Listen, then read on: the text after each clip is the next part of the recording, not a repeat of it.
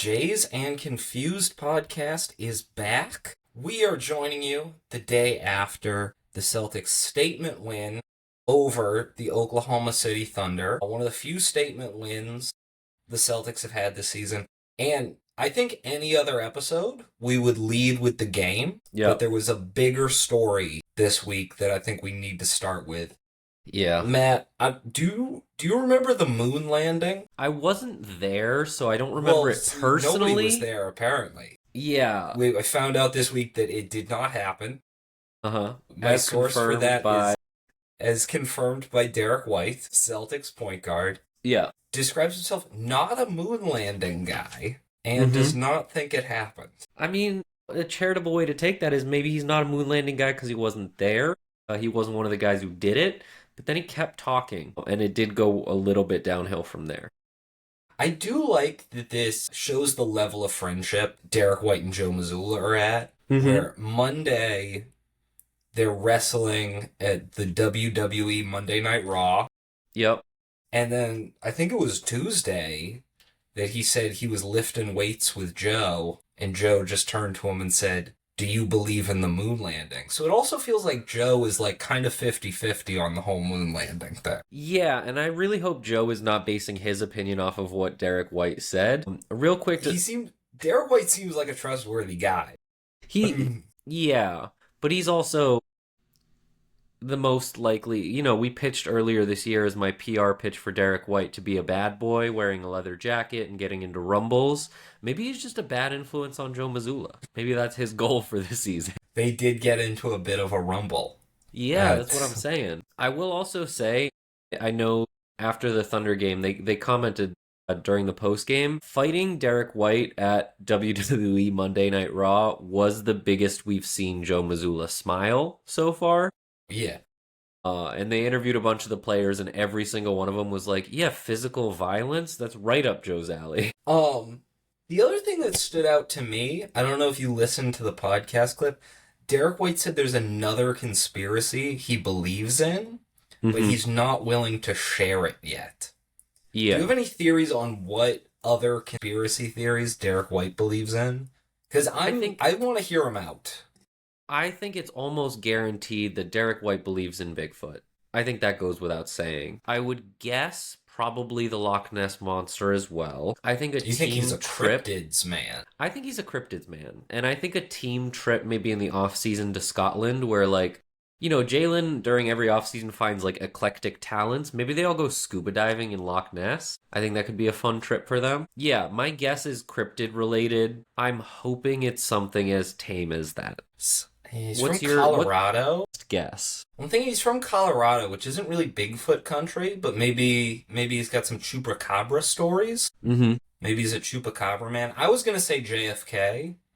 Okay, that's a fair one, I think that's also a popular one. And it's around the same time, so if you're really into, 60s conspiracies, yeah, I think it would be JFK 60s conspiracies, so, I fully get it. I wish the moon landing wasn't on that list. I do like that any basketball player that starts a podcast will come out with a "I don't believe in the moon landing" level take. Yeah, so and it's coming for all of us. There's a running clock till I stop believing in the moon landing if we keep doing this. We're going to have a conversation off mic about that at some point, but if listen, Derrick White keeps getting this convincing. Yeah, so I wanted to talk to you about, is there something about being in the NBA that makes you more susceptible to conspiracy theories? Because I want to call back to when Kyrie Irving was wearing a Celtics jersey during a darker time in our history. He came out, that was most famously when he was talking about his flat earth theory. And yes, go ahead, Jeremy in the front. I believe that was before the trade. That was the off-season where he was still technically wearing a Cavs jersey. Okay, we'll take that. But, his first year in Boston, it was everywhere. And I remember because, and I think we've talked about this years ago, JJ Redick had him on when JJ Redick was doing his podcast. And Kyrie was pushing him listen, man, flat earth, all this. And JJ was doing the respectable podcast host thing of yeah, sure, man, whatever you say. And then Kyrie was like, what conspiracy do you believe? And JJ Redick said, I don't believe dinosaurs ever existed. And Kyrie really urged that on. And I'm kind of like, what is it with basketball players and specifically in the podcasting space that's like, let's throw out some batshit takes. Tyler Hero doesn't believe in history pre-1950. The kids these days. If you really want to dig in, there's some problematic parts to that. I know a lot of people from Gen Z, and I know Tyler Hero is like a little bit older on the edge of that, but they think anyone born before the year 2000 is ancient history to Gen Z. And I've been on the receiving end of that, and it sucks. Yeah, so I want to hear Derrick White out a little bit. I hope he brings some new information forward if he has any. This. I'm keeping an open mind, Matt. I'm just asking questions out All here. Right. You keep an open mind. I would like to, on behalf of the Jays and Confused podcast, say the moon landing did happen. That was a thing. You're sure about that? I'm sure about that. Well, we'll see. We'll move on to basketball at some point. Yeah. This was a big win. I think this is one of the bigger wins we've had in some time. We've talked a bit about how the Celtics record versus the top teams hasn't been great this year. I think you can kind of pull that stat together for any of these top teams. Like the Thunder are now 2-6 versus the Spurs, Celtics, and Pistons. Like, you're always going to be worse versus better teams, but it is nice to have those wins where you're like, we can compete at the highest level against the cream of the crop in this league. And I think that's something, especially having Jason Tatum back, which I think you can look at the Celtics record for, 62 games or whatever without Jason Tatum and say, yeah, we were playing with not our full squad for a lot of those losses that we suffered against top-end teams. He did come back and we dominated Cleveland, which doesn't necessarily have that status this year. They struggled a lot to start the season, but I consider to be one of those top teams, and that was kind of is this a signature win moment? I think last night was our signature win of the season, where it was our full team outside of Vucevic, obviously, who's still recovering from the broken finger, but we played a Thunder team that finally had Jalen Williams back, was playing SGA, was playing Chet, had kind of their full complement of guys for the most part. We had our team, and it was just really hard fought for most of that game, especially in that first half. The Celtics were down for most, if not all of that first half. I'd like to take this opportunity. Some of the fans have said we should introduce, this is Leo. He is the official podcast pet of Jays and Confused.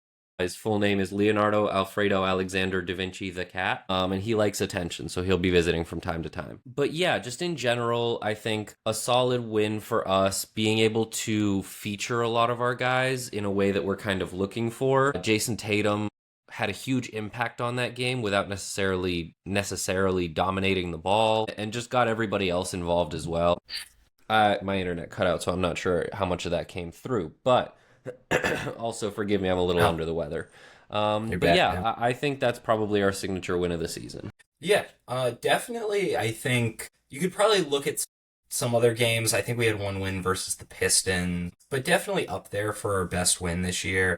You mentioned Jason Tatum, and I think this was probably the best he's looked to me. I know it wasn't like his highest scoring total since he's been back, but I think just the shot falling, the kind of running that high pick and roll as like an automatic way to get a bucket in the second half. Also the minutes, where when he first came back, he was right at that 27-minute mark. Then he spent a few games of the 31, played 35 minutes the entirety of the fourth quarter. Seems like he might really be off that minutes restriction, which if Jason Tatum is looking like he's off a minutes restriction and is shooting the ball well, that's honestly more important to me than the win-loss of it. So getting the win and getting that out of Tatum, I think, was the best you could ask for. Yeah, and he did look pretty gassed at the end of it. I know a camera caught it as the clock was running out. He had fully hunched over, hands on his knees, and JB went to dap him up, and that was a cool moment between the two of them. But just again, his cardio improving to that level where he's able to keep his legs underneath him. Obviously, when you're coming back after such an extended absence and you're getting a little bit more winded, like real-time NBA game action is obviously going to affect your conditioning more than any kind of simulations or practices could do. But seeing him be able to keep his shooting stroke pure, keep the energy in his legs enough to see those shots fall, and just tough it out in this game and make such an impact. Obviously on the boards, he talked about for years on this team, he's been the best rebounder who's not 7 feet tall, is how he described it. And seeing him impact the game in that way was huge. I also wanted to get your opinion on, I think this game had probably the most perfect shot distribution on our team that we can kind of ask for. Where I look at it and I'm like, Jalen took 17, Jason took 12, Derrick White took 11, Peyton Pritchard took 11, Ada took 7, Sam Hauser took 9, Shireman 8, Garza 4, Hugo Gonzalez 2. I'm like, if those guys are taking those numbers of shots, kind of just intuitively, that means the ball must be moving in a way that's kind of working for us. So I was really happy to see that, and obviously 25 assists. If we're doing that, we're having a good game generally. I was really happy with the minutes distribution and just how those rotations work, where you always had Jaylen Brown or Jason Tatum on the floor at any one time. So it was either like JB plus bench, you saw some JT plus bench, you saw them kind of closing together, and that balancing act didn't feel weird at all, or like one guy was totally taking over. I mean, I think with shots, I would like to see Jason Tatum take a few more once we get into the playoffs. So it might just be like move 2 shots from Hauser to Jason Tatum. Yeah. But as far as the minutes were going, like we didn't see any just Derrick White out there. It was kind of smooth how those guys operated together. Yeah, and maybe during Monday Night Raw, Joe and Derrick White were talking about it, and Derrick was like, listen, I don't have to be the only guy out there. Like, that's not a... There.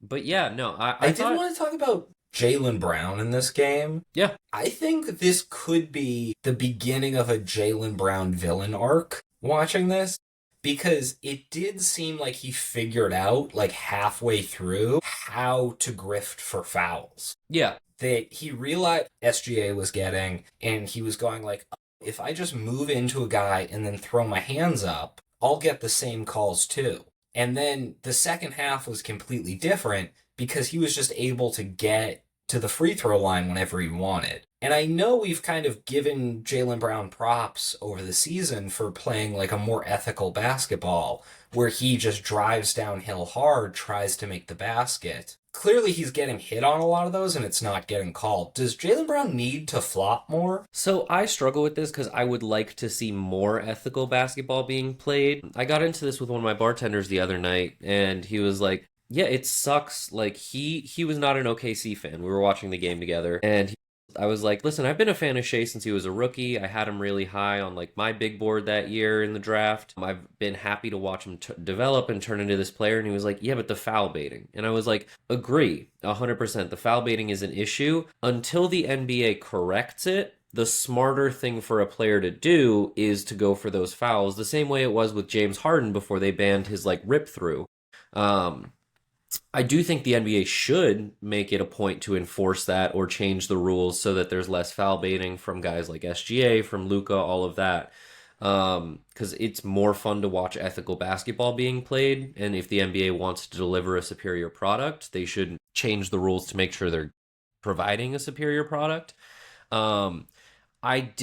It was very funny, and I wish I remember who tweeted this so I could give them credit, but somebody had quote tweeted SGA after the game, was like, yeah, Jaylen Brown, he's had 28 free throws in 2 games against us this year. Just the great players in the game know how to utilize that to it's the most efficient shot you can get and all of that. And the quote tweet was like, I like the subplot this season where Jaylen is like, hey, Shea occasionally plays like a fraudulent, like floppy kind of basketball, and Shea said, Jaylen, go fuck yourself, very politely. So I thought that was fun, but I don't want Jaylen to have to resort to that. I think it's a bigger league issue. At the same time, if it helps us win a title this year, then Jaylen's going to have to throw his hands up a little. So I want to give kind of a little bit of the counter, because Jaylen talked about how over this offseason, he met with refs and they went over that freedom of upward movement call, where if you get into your shooting stroke and somebody is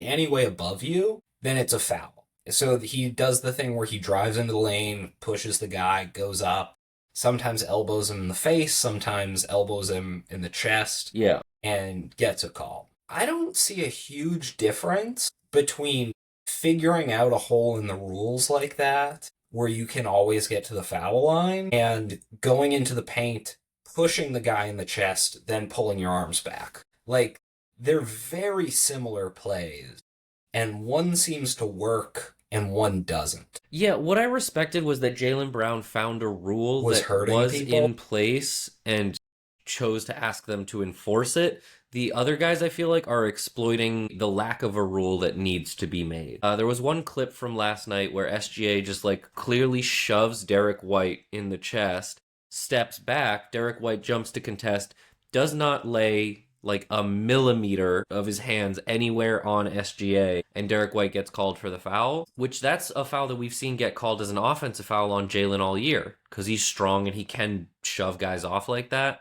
I think at some point there has to be a discussion about star players. Different players are always going to get different treatment, right? Like Hugo Gonzalez is not going to get the calls that SGA does or that Jaylen Brown does or whatever yet one day. It does just...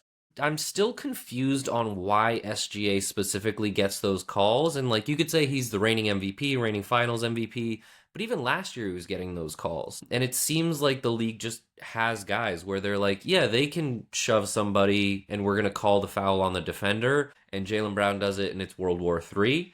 That I really don't understand. But at the end of the answer is there needs to be a rule about opposing players initiating contact and then calling the defender for getting shoved. I do think SGA gets some of the benefit of the doubt because he is good at drawing contact. Yeah. And when you are just masterfully drawing contact 9 out of 10 times, the refs get in this like mode where they assume you're going to draw contact because you do it so often. That's lazy officiating, honestly. Yeah, sure. Yeah, you could say that. And like there's definitely been calls I disagreed with in our games against the Thunder this year. But what we saw, like, hit the gap he has found in the rules, I think Jaylen could also exploit. Yeah. And I'm looking forward to seeing it. Like, was this like a 2-quarter thing to just be like, what you can do, I can do better? Because it did feel a little personal when he was, like, drawing fouls on Shea. Yeah, that was great.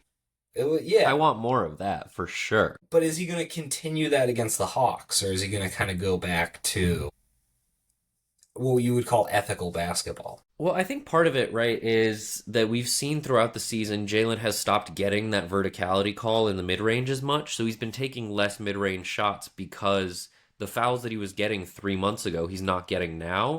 Maybe there is an evolution where he's like, well, you know what? Like, if the refs are going to screw me by taking away a call that I should be getting, like, rule of verticality is in the rule book and they've stopped calling it for me for whatever reason, like, I'm going to find new ways to get to the line. And if that means I have to imitate, like, Flopper Supreme over in OKC or in Los Angeles, like, that might be what I do. Again, I don't love it as a basketball fan. Like, it's a worse product to watch guys, like, just try and find fouls wherever they can. But if the league is going to operate this way, at least like for the remainder of this season, it is the smarter basketball move to just like, yeah, I'm going to find my way to the line. Like if Jaylen's getting to the line 14 times in a game, like do whatever you got to do to keep doing that. And on that side, I kind of understand. Sorry. Yeah, I understand. Yeah. Like, I understand why OKC fans are defending SGA. I know why Laker fans defend Luka. Like, it helps them win games. It helps their stars score more points. It's just kind of not as fun. It's not as fun to watch. Yeah, and I think I'm kind of cheering for it. Like, I think a good Jaylen Brown villain arc where he starts getting 4 more fouls a game and it's, a national media topic, like, is he flopping? I would enjoy that, kind of. Like, to real heel turn after, like, going ballistic against the refs. Here's my only rebuttal against that. I can't think of a time when Jaylen Brown kind of hasn't been going through a villain arc. He has been, like, the savior of Celtics basketball this season and still is just kind of by the national... Like, he's never been considered the good guy since his, like, early rookie year when it was like, oh, he's this very, like, he was doing, I went to one of his lectures at Harvard and he was talking about, like, all kinds of education. Like, he's a very smart dude and he cares about a lot of things. Within the league, Jaylen has always kind of been viewed through the lens of, like, a bad guy. Even with the, like, the energy is about to shift a couple years ago. Like, Jalen is always on his own little redemption arc where he's like beaten down by everybody else and then is like, fuck it, I'm gonna do what I have to. And it kind of feels like this is in line with that. Yeah, just if nobody else is gonna give him credit, he's gonna do it himself. And I kind of respect that. So do I. Other thing I had on this game, do we need to start Baylor Shireman? Because I felt like this was his you need to start me game. Absolutely. Yeah, I'm fully on board.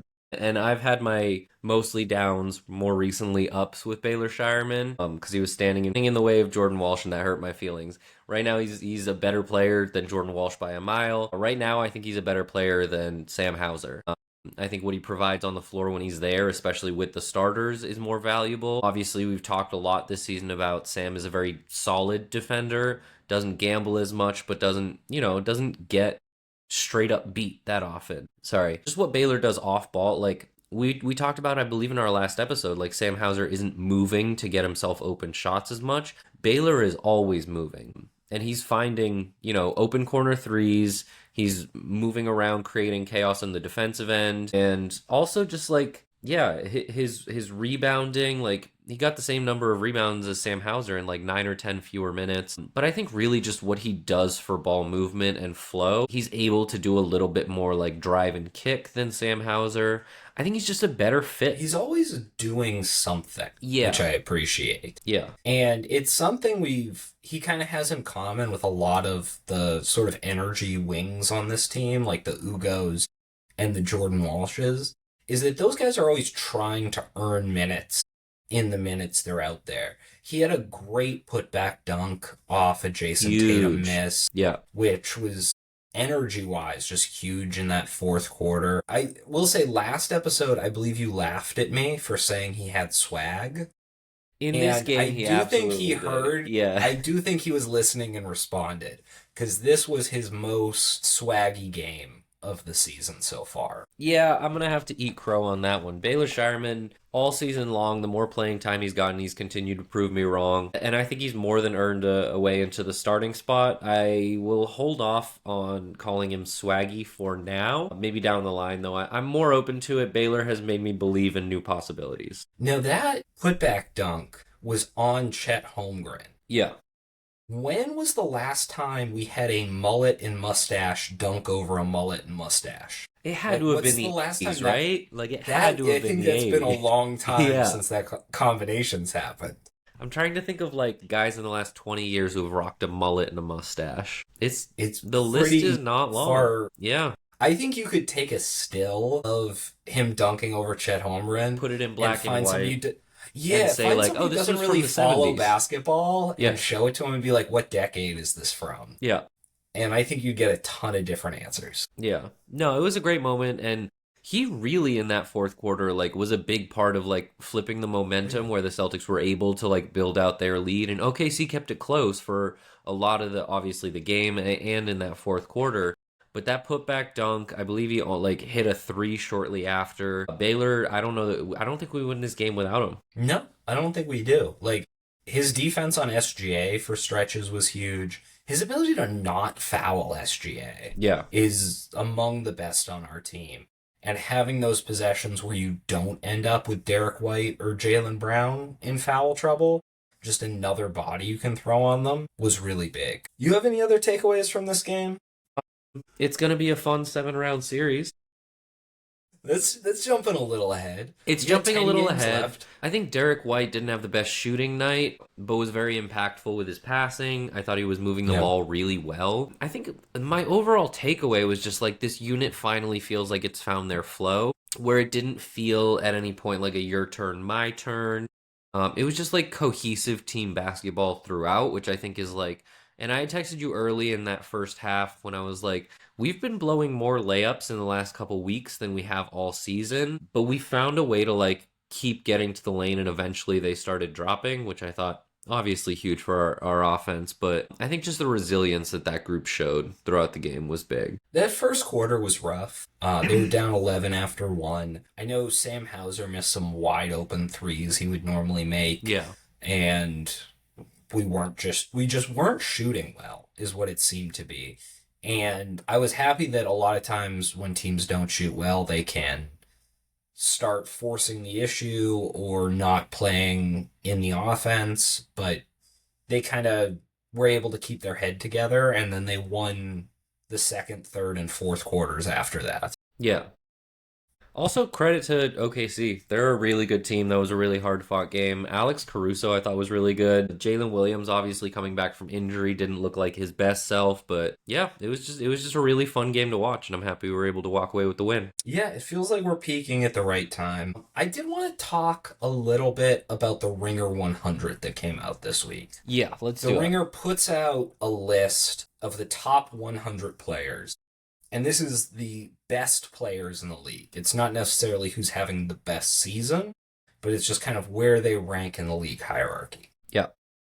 It also ties into this game because this is the first one that SGA has been considered the best player in the league. Yeah, I think Nikola Jokic was on top of that list for the last 3 years straight. And so they put this out every month. Yeah. And it gets updated throughout the season. And this is the first month, March 2026. Up until now, SGA has been second. I don't disagree.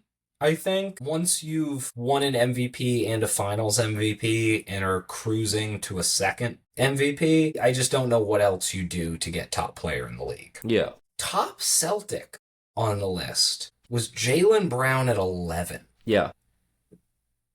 Did this throw you as much as it threw me? I'm sick of the fucking disrespect. I think whoever is making these rankings needs to get their head out of their ass. You can't be a top 5 MVP candidate and then be 11th in the league when it comes to like a top 100 ranking. It doesn't make any sense. Why is Anthony Edwards ahead of Jaylen Brown? Like, why? Tell me why. He's flashier. He has a bigger like PR team for sure. He's not a better basketball player. You know, there's too many guys ahead of him that I'm like, why is that happening? You know, like it's difficult to argue with like SGA. Sure. Wemby, absolutely. Nikola Jokic, I got no problems. Luka Doncic, yeah, he's a top 5 player in the league if you only count offense. One of Jaylen Brown and Luka Doncic also knows how to play defense, and it's not Luka Doncic. So that one, like, whatever. Kawhi was ranked at number 5. Kawhi's been having an incredible season. Yes. And when he's healthy, I think he has a very reasonable argument for best two-way player in the game. Yeah, Anthony Edwards, yes. I don't see it. Giannis was ranked at number 7. Giannis hasn't played in how many months? Donovan Mitchell. What the hell is that? Donovan Mitchell plays on a better team with way more support, still can't find a way to be on top of the Celtics, who started this season expected to be in the lottery, can't play defense. I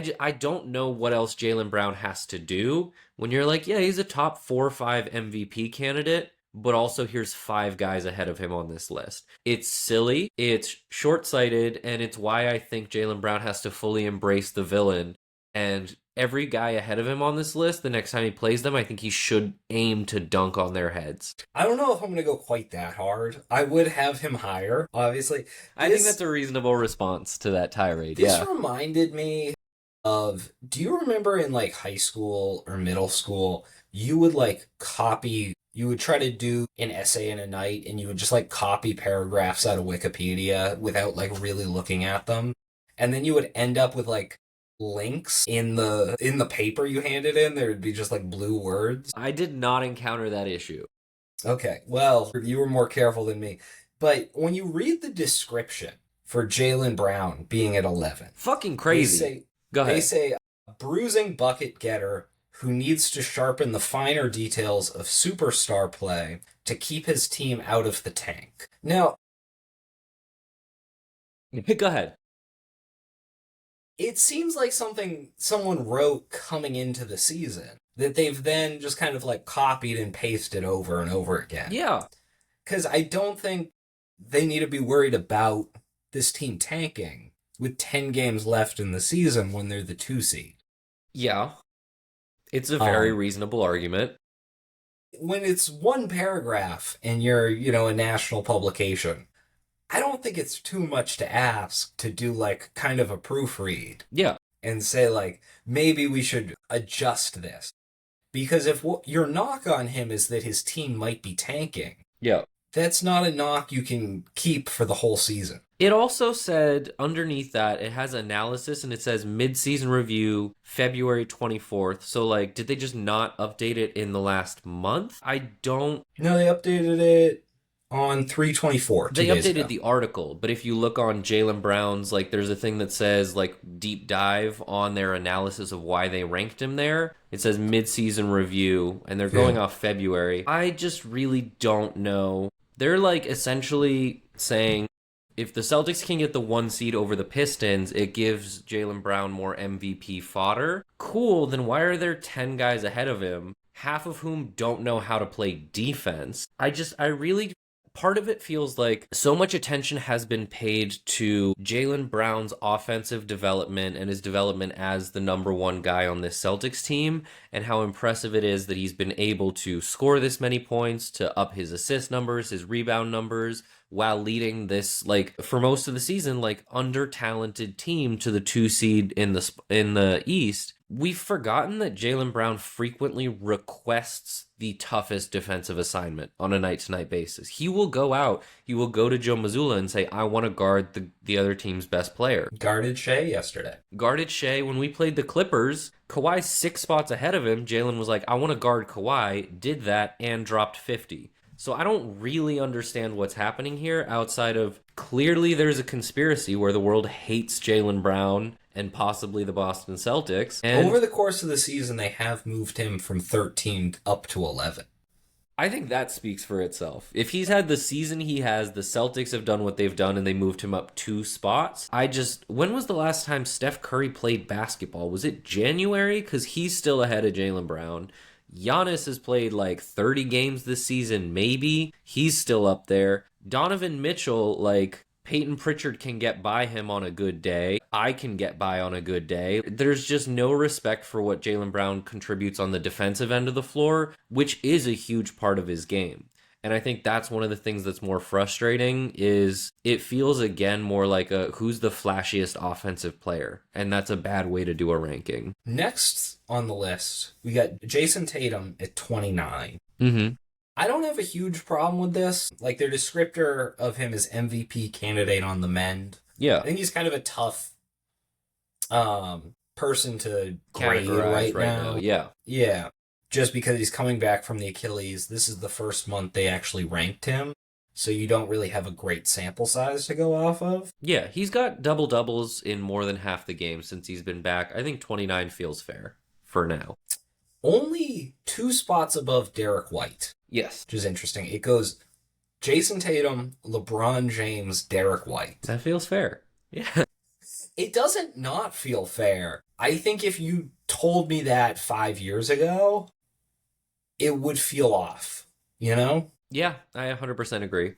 Just because, well, they're also just so different players, the 3 of them. Yeah, 100%. And I think they're carrying different, obviously, again, Tatum's only been back for 9 games, carrying different levels of responsibility on their respective teams. It's nice to see Derrick White get some flowers. Again, had kind of a shooting slump. Like his shooting numbers haven't been as great this year as we had hoped for and kind of maybe expected. But he's been like an engine driving this team to success like he always is. And so it's nice to see him in that like top 30, 31, whatever. You could argue Derrick White is the 3rd option on a 2 seed. Yep. LeBron James is now, as his coach said, the 3rd option on like a 5th seed. Yep.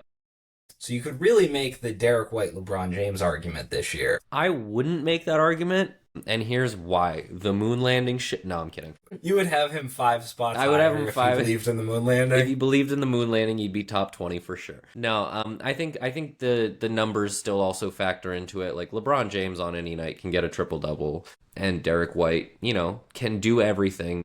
Doesn't care that much about racking up the same numbers.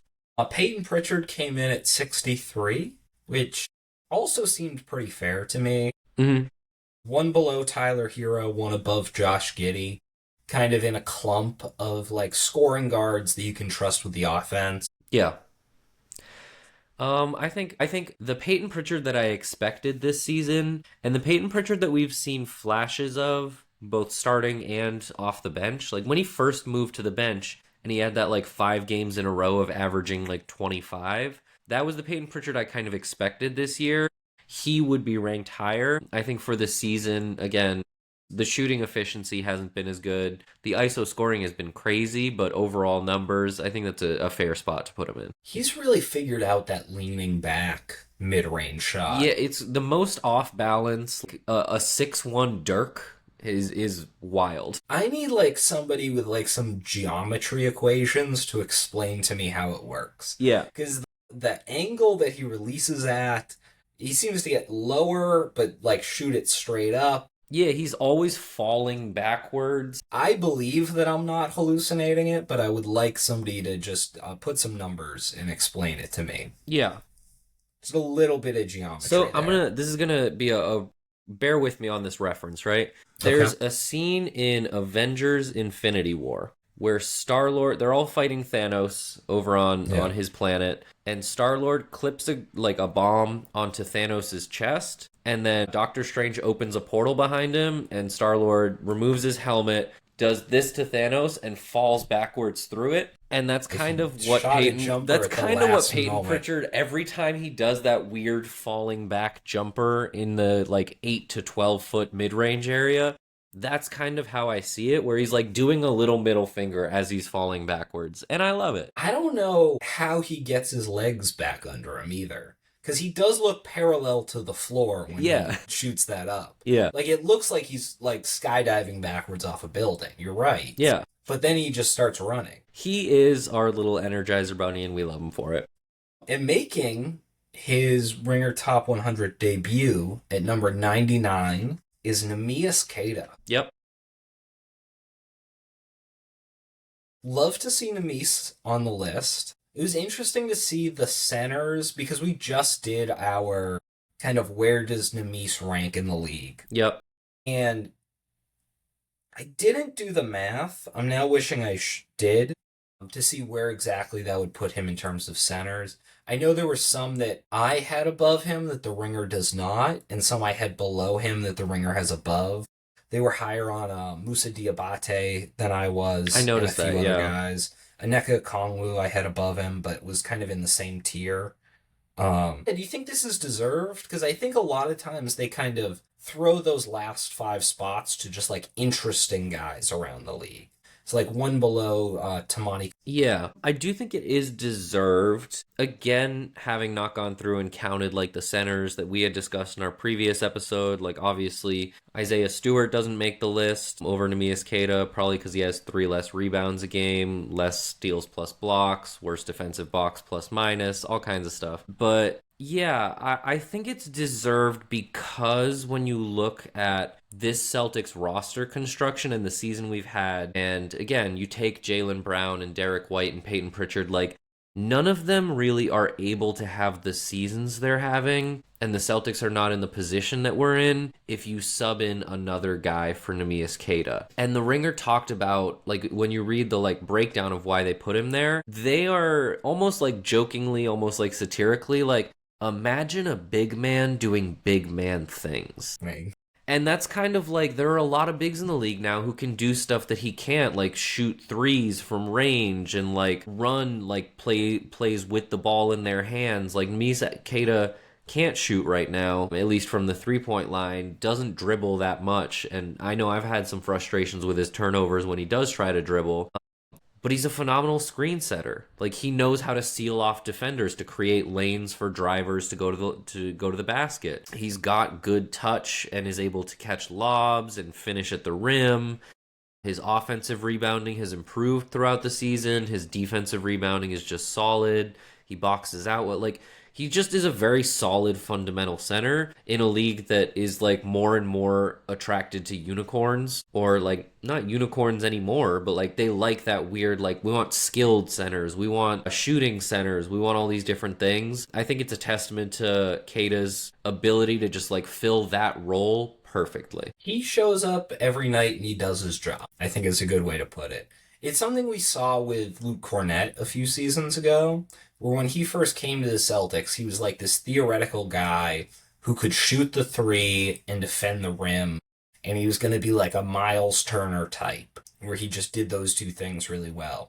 And it never really fit until he just decided to be a big man and fill up the lane and box guys out.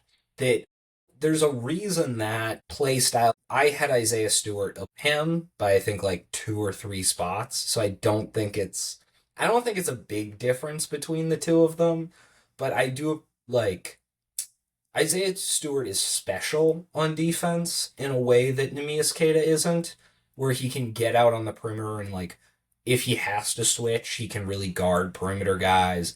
And he's a better rim protector. He just has like crazy arms and is super aggressive and gets blocks. But having a guy like Neemias Queta who's just incredibly solid at every aspect of the game was what this team needed. Yeah. And to get him on a minimum and be arguably one of the best 100 players in the league, I don't think we could have asked for a better season. No. And I think, again, going into it, it was the Celtics have the worst front court in the league. I don't know who was saying that. Most people. But I think Neemias Queta took that personally. And the season that he's had certainly has proven them wrong. I think Luka Garza, same thing. The Pelicans signed DeAndre Jordan the first week of the season. I don't know. I don't know if that's the worst, but no, but I mean, it just from where we started the season and how people were looking at the Celtics and their front court being the biggest issue, like having somebody who was able to step up and again not be a star, not be an all-star, not anything like that, but like can you be the most solid center for 30 minutes a game? And Neemias Queta has proven that he's able to do that. I'm glad to see him get the recognition for it, and I think he still has a ways to go. He's 26 years old. He can still work on fine-tuning his dribble, reduce the turnover tendencies, and I was bringing it up a lot earlier in the year, but he does a lot more for that Portuguese national team than he does for the Celtics, like especially passing off the short roll. I see it in his eyes whenever he's open from three that he wants to take it. Yeah. Like I'm telling you, I see the desire he has there. Time and he like brings it halfway up his chest and then is like, what do I do now? I think he's taken either 2 or 3 this year and they've all been bad misses. Yeah, that tracks. I'm not saying he should start like chucking them, but I do think that there are layers to his game that you could see coming out over the next few years. That if he becomes a little less turnover prone when he starts passing, if he develops like even a little put shot from the lane, I could see those really opening up space for him. Yeah. Yeah, I think he's going to continue to become a better player. I think his defensive instincts are good. Again, I believe in our last episode, while defending Isaiah Stewart over Queta, you had said Isaiah Stewart might win Defensive Player of the Year. He's not Wemby. Yeah, but Isaiah Stewart is not in the top 10 in odds in Vegas. You know who is? Derrick White. That's just smart money right there. That's smart money. Smart money, like all the money we spent to go to the moon. Do you know what he's defending? Is you from the CIA PSYOP that is the moon landing. Okay, gotcha. We both had bad jokes there. We're both a little under the weather. I want to point that out as well. I think we can wrap it there if there's nothing else. Appreciate everybody who tuned in, and see y'all next time. Hey, Brad, thanks for watching.